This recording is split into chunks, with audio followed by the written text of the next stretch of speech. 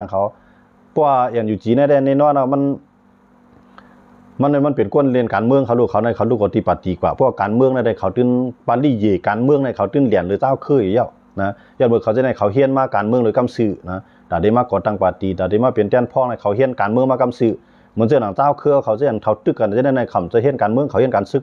พวกการซึกในพวกตึกเป้ก็เป้ปีก็ถอยมันมี2เมียวเวลาก็โมเฮียนการเมืองนั่นในลาดเมียว1ตีเฮ็ดเมียว1นะอุบก้อนในอยู่ยาวตั้งหลังทางก้อนมันถึงกับอุบยันเบิกการเมืองในมันเต็มมีนอกมีในดัดเสมันเต็มซื้อโยเต้ๆขนาดการเมืองในขนาดลาดเมียว1เฮ็ดเมียว1การเมืองในเพราะซื้อโยซื้อเลือกเทือกก็มันเป้วันเอาการเมืองนะเมื่อจานในว่าห่มกันจังไหนกำลืมมาก็ห่มกันเขาได้ลาดว่าอันจริงมากก็อันกวนปังซึกมันจังไหนสังว่าวันนึงมาซึกมันในอ่อนๆมาในซึ่งมันขึ้นปิ่นเกมเอาเขาขึ้นเปลี่ยนผู้นำแหมซึ่งมันขึ้นไผยิบไผซึกไอ้นั้นมันจังเป็นกว่าไรครับพวกเจ้าเครื่อมจิ้มจ้อมาในมาหนังกันในกำลืมมาเขาจังมาอย่างผลประโยชน์พรปางกันขึ้นในยันเบิกการเมืองไงนะเขาได้เขาคำเมืองในเขาไล่ไว้อยู่เยอะนะเขาหลูไล่เรียกเขาหลูไล่อาณาไม้ใส่ขึ้นปกป้องแล้วกำไรเจ้าเครื่อในไปไล่อาณาวันเมืองในไปไล่สังเสมิวนะก็เลยตึกกว่าต่อสู้กว่าเพราะพ่อมันก็ติดไล่พ่อมันก็ซุ้มนะก็ในภายอันอยู่จีเขาในคำใจจังนั้นสังว่าเขาเปี้ยในเขาเป็นโรงบองซึ่งเอาภายเจ้าเครื่อในสังว่าเปี้ยกว่าในก็หัวเตโคมภายก่อตั้งโรงบองซึ่งนะสังว่าก่อตั้งโรงบองซึ่งมาจ่องเปิ้นภายอันอยู่จีเขาจ่องได้ปันอาณาเฮาเต้ๆนะเจ้าคือเขาในมันเหมือนจังเจ้าคือค่ะกูจุ้มกูคือในมันถูกอันอยู่จีเขาหลอกใจก็ว่าอยู่ต้องตั้งการเมืองค่ะนะแต่ว่าการเมืองเนี่ยมันเรียกอะไรกูเมียวนะมันจังว่ากับ10เมืองนั้นเมืองในอะไรมันจังเขาจะในเขาเป็นก้นเรียนการเมืองน่ะก้นเรียนการเมืองในเป็นก้นหมอเรียนกำนำเอานะก้นหมอเรียนหมอลิงหมอหลีนั่นขนาดตอนตัดปีนั่นขนาดเฮ็ดถือก็ไรตอนตัดได้ปีได้ตัดได้แล้วอานามาน่ะนะกำในเจ้าคือเขาในห้กำนำในมันเต็มต้านการเมืองมันต้านการซึกเพื่อการซึกความตึกความตายในเจ้าคือในเขียนอยู่ไว้กับพวกเบิ่นเอาการเมืองเรียนจ้อมในปารีเปิ้นฉีจ้อมฮิตอ่อนแน่เจ้าคือในมันสู้มาปาน10ปานครับนะเฮาตัวอยู่กูแตกมันก็ตั้งแต่มือกูปอกในเฮาสู้หม่องซ่านก็เร็วแกนะเจ้าผ้าในเมืองใต้เป็นก็ได้33เจ้าว่า13เจ้าคำบ่ต้องดีๆเนี่ยนะเจ้าผ้าในเมืองใต้โฮมพร้อมกันเนี่ยป้าไปป้าออกค้างออกช่างเนาะมาโฮมกันนะหมกกันหน้ากำลื่นมาในกับกวยบันออกซ่านก็เร็วไว้ขนาดนะอันนั้นย้อนเบิ่งนี่สังเกตว่ามื้อนั้นเนี่ยออกซ่านเนี่ยมันมื้อนั้นแห้งมันไปบ่มีแต่ที่มาบางเจ้าคือก็มันไปมีนะมื้อนั้นสังเกตว่าเจ้าคือเนี่ยห่ำไว้ใจสู่ป้อสู่อ่านตาที่เฮ็ดเป็นเมืองโฮมตุ่มในเมืองพร้อมโฮมมันเต้อ่านปันสุนเฮาละเต้ในเฮาก็หลุมีตับซึกไว้ในเฮาก็หลุมีตับซึกไว้ในมือเฮาป้อสุ่มเฮ็ดจอมให้เฮาตึกไรป้อสู่เฮ็ดจอมก็เฮาโฮมกันในเมื่อนั้นในเจ้าคือเขาเนี่ยหางแฮนซึกสิจุ่มเขาลุนะหางซึกเจ้าภาคใต้เนี่ยไม่มีเป็นตรายเจ้าเนี่ยมีเจ้าภาคบ้านอะไรครับมีกองกลางเสิเลยหางแฮนซึกไว้นะเต้ๆเมื่อนั้นในก้นเมืองเฮาเนี่ยจังปายกับเมืองเข็มจังปายกับเมืองไทยจังปายกับเมืองไรกว่ามันยังไปหมอลาดกว่าเมืองมันก็มีครับมื้อนั้นนะมีก็เป็นเพื่อก้นก็ถึงเมืองมาแล้วเนี่ยเป็นก้นมีปิ่งหยาวก้นได้เห็นในสวนเอามื้อนั้นนะมื้อนั้นลิกไล่เฮาก็ไรสวนนะอยู่กว่ากินกว่าอยู่กว่ากินกว่าเจ้าผ้าเฮาก็งือจ้อมให้มื้อนั้นเฮาจะว่าเฮาซุ่มการเมืองของชาติน่ะของชาติในมันเนี่ยมันเรียนเพียนการเมืองนอกเมืองในเมืองค่ะรู้นะของชาติในเรียนให้การเมืองนอกเมืองในเมืองเสมก้าน่ะมีภายโรงเรียนการเมืองภายทัศนการเมืองมีตีตึงปางอบโอ้ปัน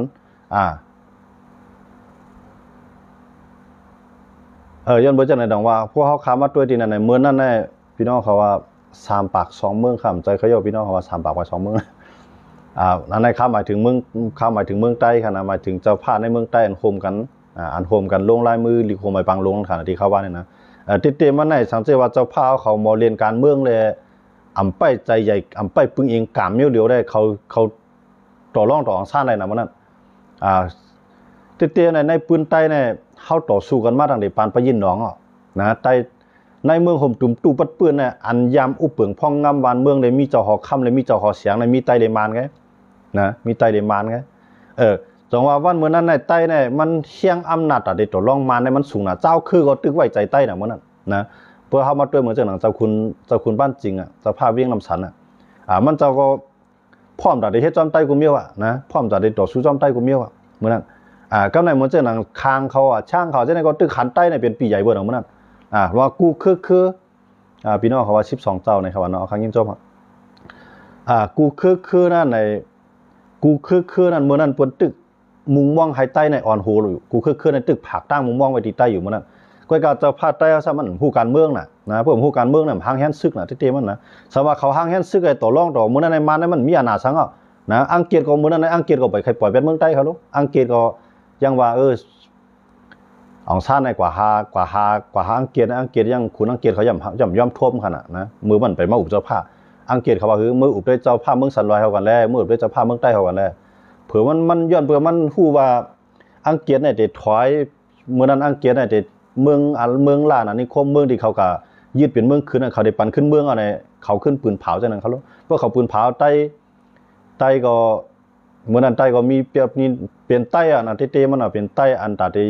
วันก่อตั้งซึ่งเมืองเป็นเมืองห่มตุ่มเมืองพร้อมโฮมกันมาเนี่ยมื้อจ้างเนี่ยไปนับประมาณก็ยังอ่านเอาเมืองขางเมืองช้างเมืองใต้โฮมมันแกเนาะมื้อนั้นเนาะก็กะแฮงเลยเฮาอ่อนหูเปิ้นมัวอ่ะมื้อนั้นมาเนี่ยอองซ่านในหันว่าอองซ่านในกว่าหาอังกฤษมันยอมทบมันนะอังกฤษว่ามือหาเจ้าภาพใต้เขากันเลยสำเนียงพ่อมือเจ้าภาพใต้เขาหลายๆคือหลายๆเจ้าคั่นเนาะแต่ได้อุบกันเนี่ยก็เป็นเมืองพร้อมโฮมกันมานั่นนี่อองซ่านก็จังเลยมาเก็บเอานั่นนะเก็บเอาเป็นน้ำยาน้ำต้อนกำลือเนาะเปิ้นว่าอองซ่านในอ่อนเฮ็ดเมืองพร้อมโฮมอันนี้อ่อนเฮ็ดเมืองห่มตุ่มอันนี้ว่าเตมันน่ะเจ้าภาพใต้ไหนมันหลมีซึกในมือน่ะเมื่อนั้นน่ะเขาเมืองอังกฤษมาก็เขาก็เฮ็ดซึกจอยอังกฤษก็มีเกี่ยวปานมาก็ยำจอยเกี่ยวปานก็มีก้อยกะแห้งเลยมื้อนั้นน่ะเขายอมเอาแห้งซึกทางแห้งซึกไว้ไปต่อรองมื้อนั้นอังกฤษก็ไปเปียดเฮาเต้อังกฤษก็ว่าเมืองสู่ไปเปตูให้สู่อยู่จอมเฮาก่อนอองซ่านทำว่ามื้อเดียวในเจ้าภาพเมืองใต้เขาพร้อมเฮาเฮาตาที่เป็นเมืองพร้อมโฮมกันเนี่ยก็ย้อนที่อังกฤษนะเจ้าภาพใต้ไปโทพงกับรัฐที่อังกฤษว่าอองซ่านน่ะใจตูเตียนเมืองเฮานะว่ากำลืนว่าอองซ่านก็ขึ้นเรียนมาหาเจ้าภาพใต้เฮียงเลยมื้อนั้นน่ะอองซ่านก็เฮียงซึกมันไปขึ้นเมืองใต้ไล่นะเฮียงซึกมันไปขึ้นเมืองใต้ไล่เอาลองตั้งขี้เผือกขึ้นมามังในขณะเมืองใต้น่ะนะมื้อนั้นน่ะขี้เผือกก็มาถึง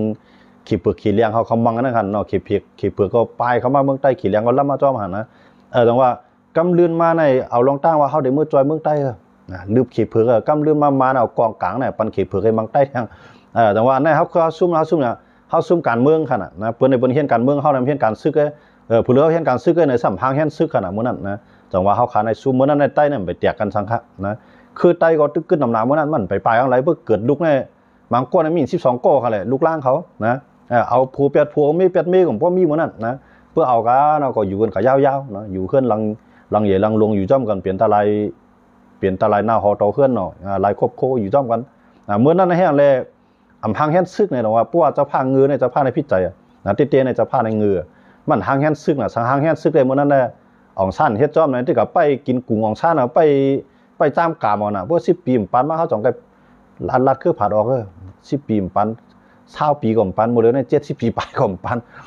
ก็ไม่มาตึกเอาดิปีมาน่ะมาในหางแฮนไว้หมดแล้วน่ะนะมาแนวกวนเฮานั่นกัดแขนหายไว้เดียวน่ะนะไผมีตังหูไผมีปิงหยาไผมอลิกมอลายตาไปเรื่อยๆเจอสายเจ้าภาพบ่เสียงจังว่าจังได๋เฮาก่อยกันเมืองเพิ่นเจ้าคือในพวกตั้งหายมังกันในเจ้าคือในแขนใต้ในก็ย่อมไผเมืองย่อมไผคือพวกมังกันเมืองดอกเมืองคือดอกคือมังกันในมันใต้นำตอนชุมไผได้เตะบอกนะพวกมังกันเราหลายหายหลายตือมังกันนะก็ก็พวกหลายปริเยกสีเข้ามาจ้อมอีอ่อนได้ไก่ก่อยบ่ได้ใต้คั่นด้วยคั่นแหละดอกที่มันบ่ได้ไปฮู้ตัวรู้ใต้ดอกใต้ตึกกันเอาใต้ดอกใต้ตึกขิมนาลีนกันเนาะมันบอกว่ามันฮู้การเมืองในเฮ็ดกันน่ะเลยตึกกันนะพวกฮู้การเมืองได้ย้อนเบิดสังเลยหาได้เลยตึกกันเมืองก็เป็นเมืองใต้กว่าก็กว่าอะไรในพื้นที่ไม่ก็กว่าอะไรไม่พื้นที่ก็เมืองมาอะไรเมียงกันความเมียงกันเฮ็ดเมียงกันอยู่เบิ่มไปพร้อมอะไรก็จังซั่นแต่มันหลุเป็นจังนั้นน่ะนะย้อนเบิ่มฮู้การเมืองเขาหลุเขาได้ก็มีไว้เลียวไว้ลีเป็นใหญ่นะกองก็ว่าเฮาได้เป็นตับซึกจึงใต้หลุกว่าอะไรกูตีเอาตั้งโต๊ะสามันหามมังกันกำเรือนมาเผยกวายเนี่ยวานไทยก็ไม่บ่ได้ฮู้ตูก็บ่จำเป็นตกลือเนาะนะเบิ่งบ่ได้เลี้ยงสองกัญญาเผาโหมื้อไหนกำไหนนะเกากลางเขาก็วางแผนตาได้ตึกที่ไหนเขาก็วางแผนตาได้ตึกมานก็ซ้ำวางแผนตอนตาได้เอาปาดีมาสูงจึงได้ในตึกนะมาได้วางแผนจังได๋ปอ SPP อยู่ไล่ก็มันอยู่ไล่พวกมันอยู่ไล่ก็ SPP อยู่ไล่ในมาได้มันใครขึงไล่แน่จองไรว่าเทียนไหนเขาเกากลางเขาเนี่ยมั่นใจที่แนวนะกำไหนนะเทียนไหนเขาเกากลางเขาเนี่ยมั่นใจที่ไหนพวกเขาได้ตึกมันก็เขาได้ตึก SPP นั่นน่ะ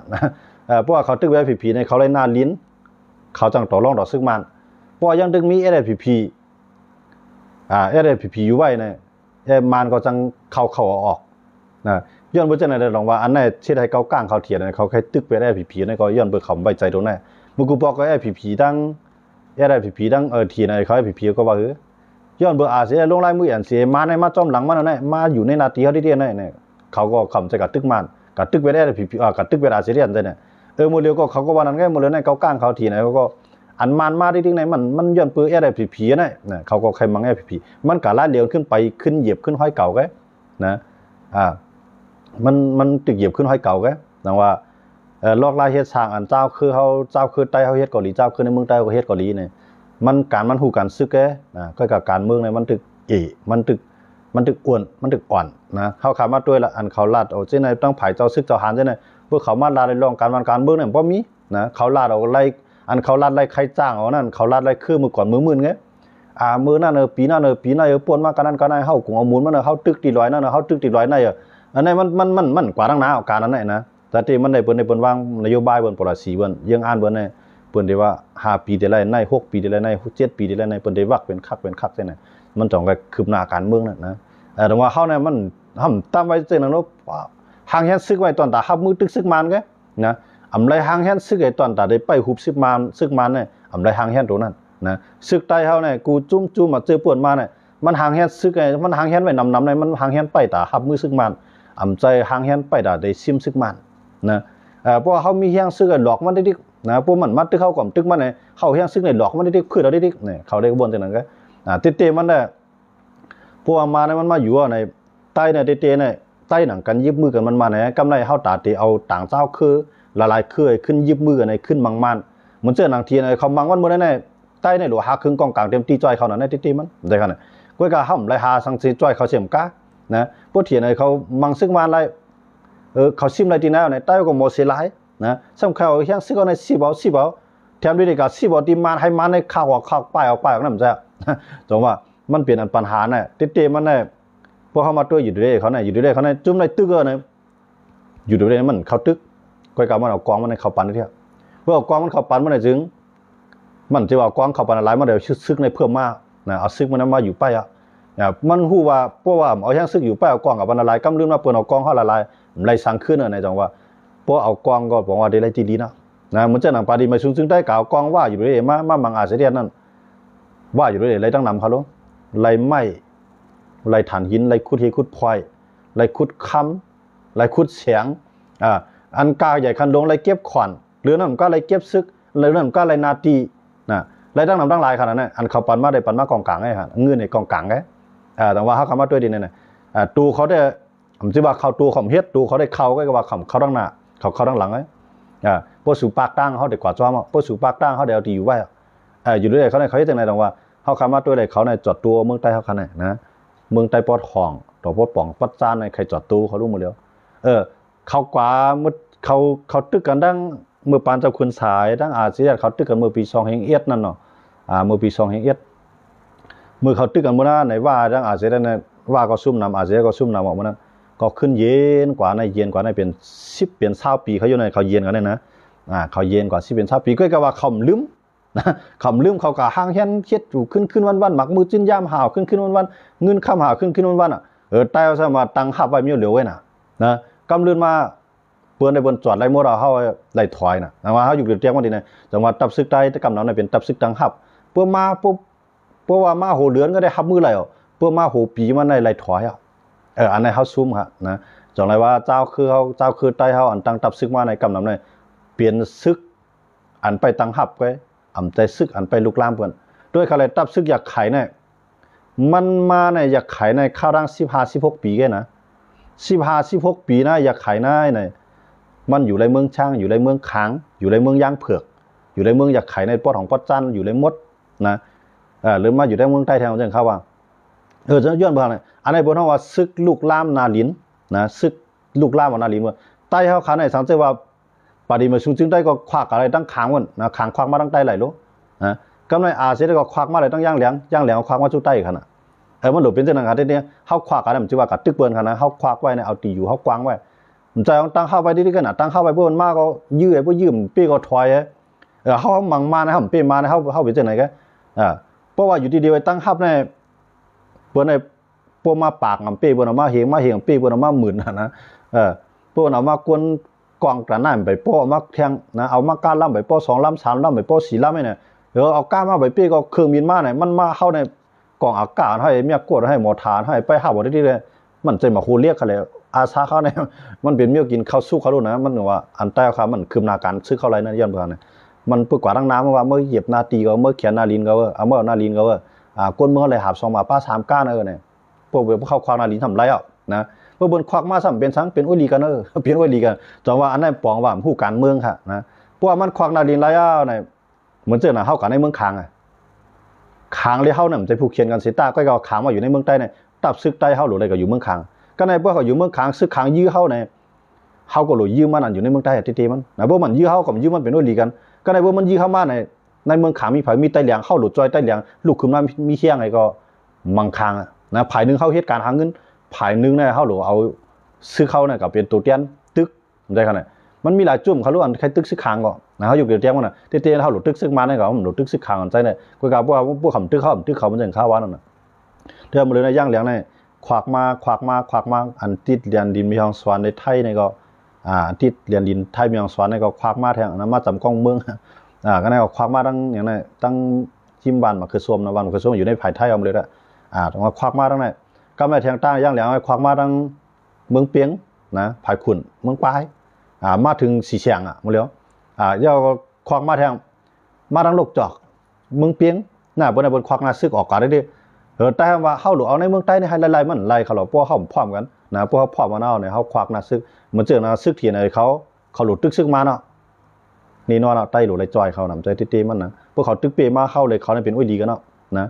สังว่าแกะเคียนก็กวนเขาตุกข้าวเขาหลุดจอยเขากวนเอาตุกข้าวให้เขาจอยเขาเป็นอุ้ยดีกันเขาหลุดสร้างได้นั่นเพราะว่าทีน่ะในไรยืนมือคำเมืองเข้ากว่ากับยิบมือผีเรียบกับยิบมืออยากไข่เนาะกับยิบมือเกาก้างเนี่ยเป็นคนในเมืองใต้เองกับแต่ว่าเขาคำว่าตัวใต้เขาเนี่ยอุบได้อุบกุจุ่มก็อันกับอุบว่ามันเอาหนาวตางกันน่ะเอาหนาวตายเขาเนี่ยเปื่อนมั่นใจเนื้อเขาว่าเข้าตีน้ำนาบนอะไรตั้งการซึกกับอุบย่างก็ปล่อยตัวเตี้ยเนาะกับอุบย่างไปถ่อมย่างก็ในย่างเขามาจุดใต้เนี่ยมาจุดใต้มาเพียนสอนการซึกนะย่างเผือกย่างเหลียงมาขางมาดีอาซิเดียเขาเนี่ยกำลืนมาก่อนปองสังนะอะไรเป็นเจ้าตาหน้าเลี้ยงเขาเลี้ยงน้ำให้เขาก็มือกว่าการเมืองใต้มันคืบหน้าสังมานะริมกำลืนมาอะไรไปเลยยื้อเกินเที่ยงแต่ว่าการซึกเขามันเป็นการซึกใต้เนี่ยเป็นการซึกตังหับนะการซึกตังหับในมันปีเพื่อนนะการซึกตังหับในพวกหับอะไรพวกเอาข้าวมันยาวได้เดียวก้นมือเขากวาดได้เดียวนะเอาข้าวยาวได้เดียวกองเขาเสียงได้เดียวก้นเขาซุ้มเดียวนะพวกเขาเป็นซึกลูกล้ำเนี่ยได้เมืองกูเมืองเมืองขึ้นใหญ่ในด้วยอะไรเมืองอเมริกันเขาเนี่ยเขาใช้ซึกลูกล้ำนะเขาก็ตั้งไว้เมืองนั้นเมืองในซึกเขาเนี่ยนะเขาพวกบนตึกเขาพวกมาตึกเมืองเขาในเมืองเขาจะนั่นก็อันอยู่ต่างเมืองจะนั่นก็แห้งซึกเขาในพร้อมตึกอะไรหมดอ่ะนะด้วยอะไรเมืองเปิดอันเขายังอ่านเป็นมหาอำนาจในเมืองอะไรก็ย่ออังกฤษก็โดนตรงนั้นนะเอาแห้งซึกกับจอยบนเมืองนะก็ในเหมือนจะหนังขี่เขาจะในโมเดลนั้นอันเป็นขี่ในลูกล่างกว่าตั้งตาบ้านออกกลางกว่าแห้งซึกเขาเพราะว่าตูซึกเขากว่าก็เงินเขากว่าอาณาเขากว่า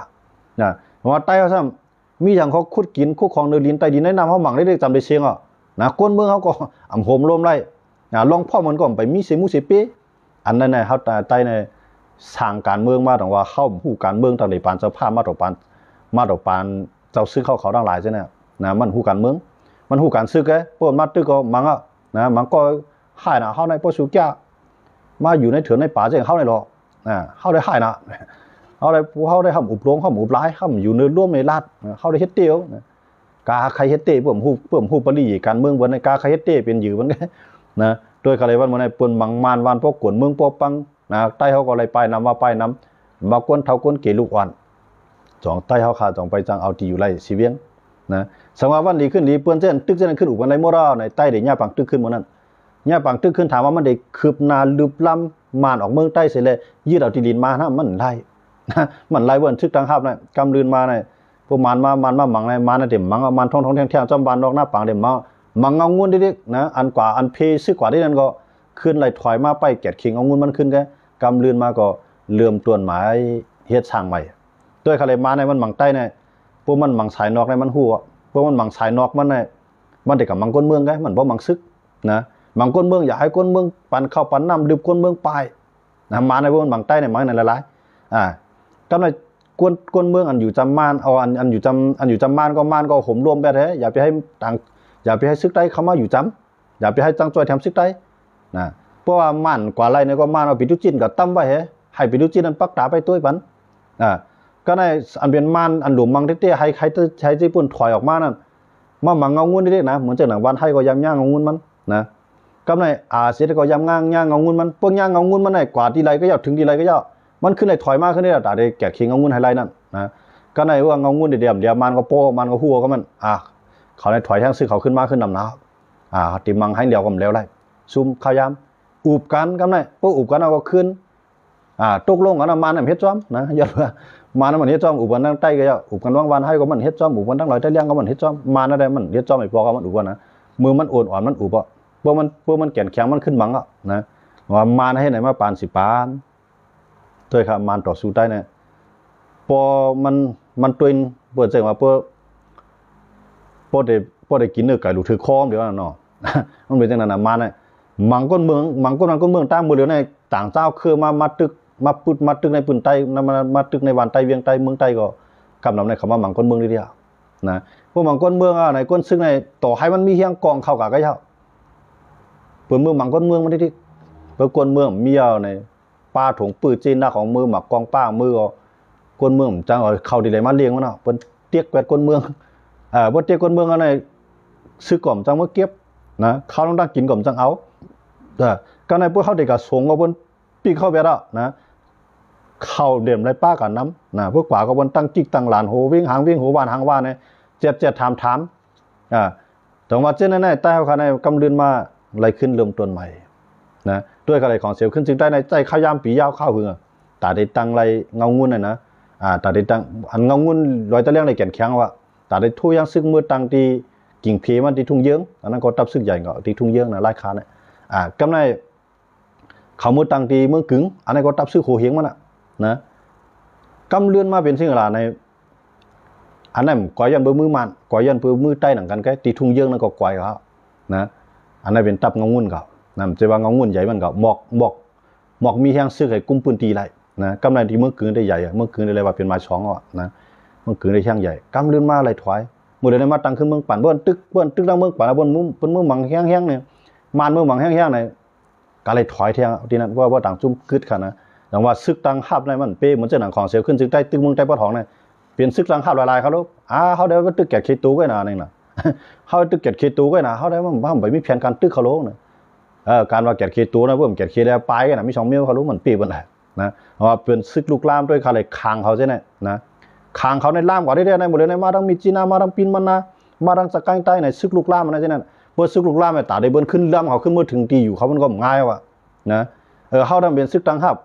นะซึกตังฮับพวกเขาอยู่เป็นกองกันในพวกบนน้ำมาหมักลงโยบใส่ก็ยึดวานยึดเวียงเข้าเลยก็ซื้อเข้าอยู่ในเถื่อนในป่าอึบเขาขึ้นเรียนหางเงางุ่นมันขึ้นเป็นเงางุ่นบนมังเรียหรอซึ่งมาในพวกตึกใต้เนี่ยมันได้ตึก2 ภาย1หมังคนเมืองแก้มนะให้คนเมืองพวกคนเมืองอยู่วานนอกลึบเขาในเวียงพวกมืออยู่ในเวียงแต่มีตีลินที่ให้ตีหน้าแต่มักมีมาขึ้นลึบมืออยู่วานนอกนะควรในว่าป่ายมาในเสียงข้าวยามเสียงนาการต่างงานเสียงเงินเสียงต้องนะหรือป่ายกับป่ายมาด้วยครับคนให้การในเมืองไทยเขาอยู่ดูแตกมันเองเขาคนให้การในเมืองใต้ในกำอะไรคนให้การในเมืองไทยในกำอะไรค่ายการว่ากำอะไรค่ายห้องว่ากำอะไรค่ายปอเลี้ยงไม่เลี้ยงว่าในด้วยครับกำมาการน้ำมันว่ากำมาการจ้างวันต่างโคต่างของว่ากำเมื่อก่อนก็อันนั้นก็เปียดอันนั้นก็เปียดเผื่อความหมายซื้อหมายทั้งเสียงทั้งจังมีบอกกันนะว่ากำก็เลยไปในนาการเนี่ยนะไรเงินน้ำว่ากำก็เลยไปเนี่ยมันมีเงินน้ำมันเก็บเลยน้ำนะมันหอมเลยน้ำมันเป็นเจ้าหน้าอยู่ดูแตกมันเพื่อกำไรไปเหมือนเจ้าหนังก้นวันก้นเมืองขาเนี่ยกำไรไปไล่คาเนี่ยข้าวเนี่ยอยู่ไล่คาเนี่ยเกิดมาในปลายใน4-5 วันเอาค่ะแหละนะปลายซึกมันที่เก่งเขานะปลายซึกมันที่เมื่อนั้นปลายเดี๋ยวเมื่อก็เรียกกันนะปลายเดี๋ยวเมื่ออายุเลยขบ2 ขวบบนก็เลยปลายครับปลายก่อนดันก็คือมานะขึ้นมืออยู่วันชัวก็เย็นเอาเนี่ยก็ในพวกซึกใต้ก็เลยกินข้าวนะพวกคนเมืองปลายอ่ะซึกใต้ก็มีไผ่ส่งข้าวเขาอ่ะมันก็ว่าสูมืออยู่ขึ้นละซึกใต้มายุ่งว่าเนี่ยซึกใต้ได้ตั้งซึกมันอุปกันเอากำนันนะเขาเมื่อพวกคนเมืองขึ้นมาอยู่ซึกใต้ก็มาพีลูกพีหลานซึกใต้ก็ขึ้นมาเก็บซึกคืนพอมีเงินมีเขามาก็ขึ้นเก็บเขาเก็บเงินคืนกันในพวกเรียบตีมากที่มีมาในซึกใต้ก็ห่มลมบันไดมานขึ้นลืบแทงวานนั้นขึ้นห้ามแทงนะปดตึกกันที่ไรวานห้ามที่นั่นเนอมันให้บรรเทาอย่างว่าย้อนไปช้างเนี่ยห้ามพร้อมกันเนี่ยมันเปลี่ยนเองก็อันเช่นนั้นในปอดนาตีปาดีไม่สูงจึงใต้ในต่างในนาตีเกซิมเมืองหนองเมืองสูนะเส้นในไรปลายน้ำเตะๆว่าตึกกันมานะมันเจ้าหนังอาเซียตึกในก็เมืองกึ๋งนะมันเจ้าหนังเมืองกึ๋งไล่คา นะทั้งกาลีกุนเฮียงเมืองปั่นด้วยนะไล่ปลายนะปลายทั้งวันมาด้วยใครพี่น้องเมืองปั่นเขาในปลายมาอยู่ทั้งเมืองไทยเป็นวานเลยเขานะก็ในเมื่อมาด้วยทั้งเมืองสู่ในมือเดียวก็ใต้ทั้งเมืองสู่ในเมื่อเขามาอยู่เมืองไทยเนี่ยมาตีวานสร้างเมืองใหม่เป็นเฮือนเป็นหลัง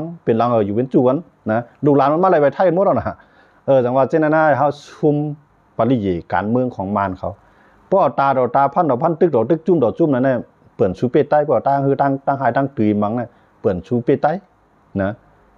เพราะตั้งปริยให้มามังนั่นได้ใต้นั่นได้มังกันขึ้นเอาเพื่อนเอาปริยใส่ตั้งในเขาอ่ะนะโดยขนาดใต้เนี่ยเมื่อกว่าในตั้งหมูตั้งจุ่มหายน่ะเพื่อห้องกันในหายน่ะเหยียบเนี่ยโหเนี่ยปีนี้เอากันตายกันเดียวเพื่อห้องกันนะผู้เป็นเปื้อนได้ต้องป่านเพราะยีหรือว่าหญ้าเปื้อนมา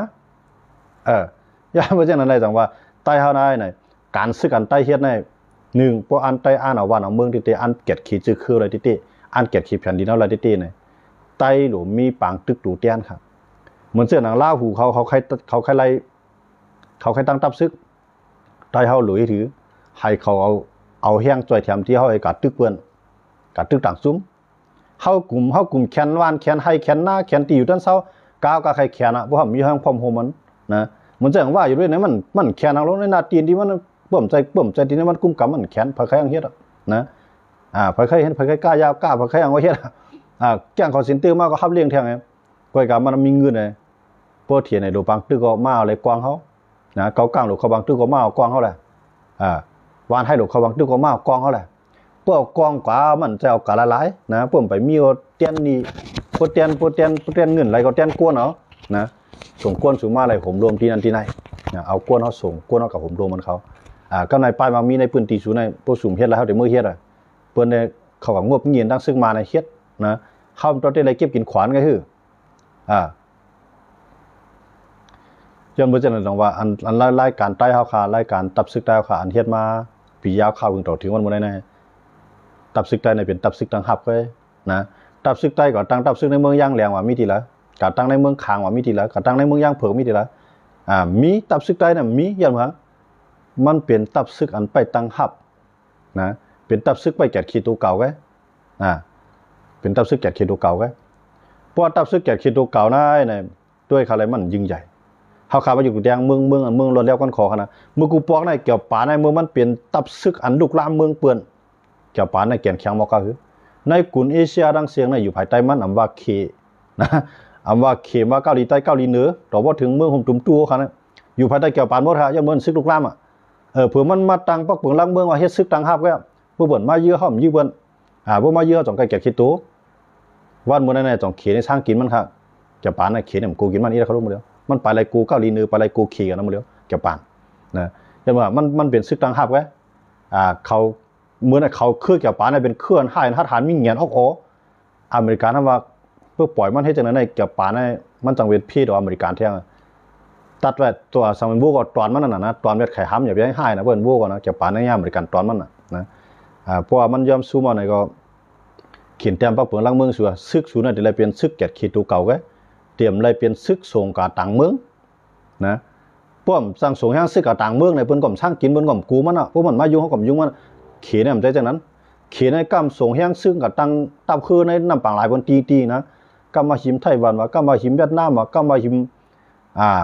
กำมาหิมเกาหลีใต้ว่าให้ไหนกำมาหิมเกี่ยวปานำใจไหนเขียนในลูกหลานมาเรื่อยๆแต่ว่ามันก็ยิ่งใหญ่เรื่อยๆวันนี้ในขยามใน70 ปีปลายเขียนในเปลี่ยนมาหมายช่องของกำผาว่าอะไรเมื่อนั้นในเขียนในไปแล้วมาซื้อกินข้าวเปลือกข้าวสารเมืองไทยคือพองหวานเมืองไทยคือพองหวานน้ำมันมาซื้อเมืองไทยนะวันเมื่อนั้นในไทยในเรียนหาขี่ยอกยอดเบอร์ไทยเนี่ยก็เป็นซึกตังหับไว้นะซึกไทยในให้พวกซึกไทยในให้พวกส่งกว่าตึกบนต่างวันต่างเมืองเนี่ยมือกูบอกได้มีมือปานเวียดนามเขาเนี่ยมันกับ